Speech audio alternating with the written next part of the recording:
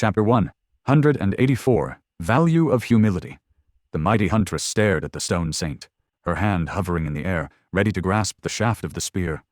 Her beautiful hazel eyes were full of tension and dark anticipation. The contrast between that fierce pose and the fact that she was still comfortably wrapped in a blanket was so funny that Sunny couldn't help but snicker.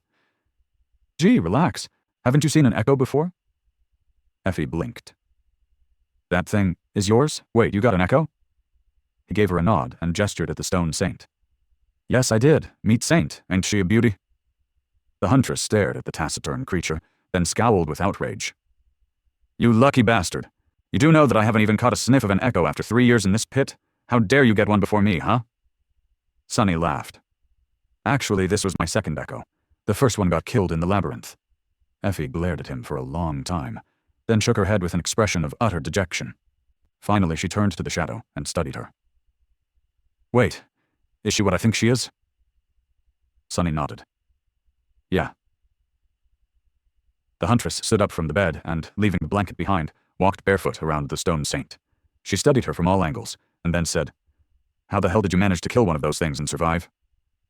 Sunny, who had found himself involuntarily studying Effie from all angles as well, blinked a couple of times and shrugged. "Actually, they got wiped out by a group of fallen. It was an epic clash, to say the least. I just happened to be there in time to finish one off, and here we are." Effie stared at the shadow with admiration. "What class is she?" Sunny smiled. "Awakened monster. But I watched her kill 2 fallen beasts, so I'd say she's an elite among her peers. Anyway, you can see how it's not impossible to hunt 3 monsters in one night with her by my side. I studied them in advance, of course. That's why we were so fast in dealing with them." The huntress crossed her arms, thought for a bit, then gave Sunny a strange look. "Why are you showing her to me? With how paranoid you are, I'd expect you to keep such a treasure hidden." He stood up, lingered for a moment, then said, "With what I have planned, showing her to you is sort of a requirement." Effie grew silent, then gave him a mischievous smile. "Ah, sorry to disappoint. Don't get me wrong, I'm up for all kinds of fun, but, Sunny, nightmare creatures is where I draw the line." He frowned, not quite getting what she was talking about. Then, his eyes widened. What kind of a degenerate are you?" "Training. I wanted to use her for training." The unruly huntress blinked innocently. "Training? Sunny, there's nothing wrong with being a bit inexperienced at your age. In fact, it's quite charming. You don't need to resort to this kind of thing, you know." "Inexperienced? Who are you calling inexperienced? I'm plenty experienced. Wait, crap. What are we even talking about?" Dying from laughter, Effie left Sunny to fume with outrage and walked over to the makeshift kitchen while shaking her head. Soon, the tantalizing smell of roasting meat filled the air. "I'm going to kill her. Should I kill her? It's going to be pure self-defense anyway. A week of this will be the death of me." With a sigh, he tried very hard to calm down. When his thoughts returned to their usual cadence, Sunny stood in front of the stone saint and slowly exhaled. It was time to learn. On his way back to the cathedral, Sunny had made a hard decision. He decided not to augment his body with the power of the shadow during his practice with the stone saint. Even though he knew that this was going to bring him a lot of pain in the future, he was adamant about his choice. There were several reasons why he wanted to face his pet monster with his own physical ability, and nothing else. The first and most simple reason was that Sunny knew that the shadow would not always be there when he needed it.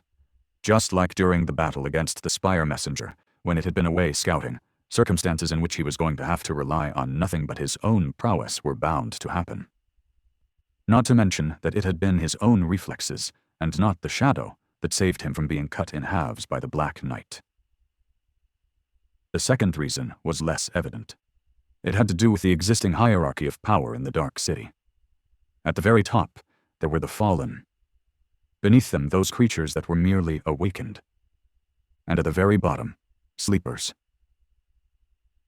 Any fight that a human could face in that cursed place was going to be against an overwhelming force. With time, Sunny had adjusted to this reality, and was able these days to face the lower classes of the awakened abominations on almost equal terms, with the help of the shadow. He was still weaker, but not by that much. However, deep down he knew that sooner or later he would be forced to fight against fallen enemies, and he was also almost sure that he would have to cross swords with humans that had saturated their cores to the brim with soul essence, and were thus much stronger than him. For that reason, his experience hunting monsters who were not much stronger than his augmented self was actually an impediment. It dulled his edge and made him forget what it actually meant to struggle against an enemy who was leagues above him, the knowledge and mindset that he desperately needed to retain to have a chance of surviving the future. He had to keep himself humble. And lastly, there was one truth that he had learned during these 6 months on the Forgotten Shore, and it was that nothing was more beneficial to one's growth than fighting against a superior opponent, especially if that fight ended in your loss. One defeat taught a person more than a dozen victories against weaker enemies would. The problem was that, in this cursed place, any defeat meant death. So Sonny actually had little experience losing to someone. From start to finish, he tasted loss only 3 times. Once in a battle against the Carapace Centurion, once when he had faced Nephis under the branches of the Soul Tree, and once in this very cathedral, when the Black Knight's sword had sliced his stomach open. Each of those defeats taught him more than anything else did. So, having the opportunity to fight with a monster who was much more powerful than him, and yet had no desire to kill him, was an extremely rare and precious opportunity.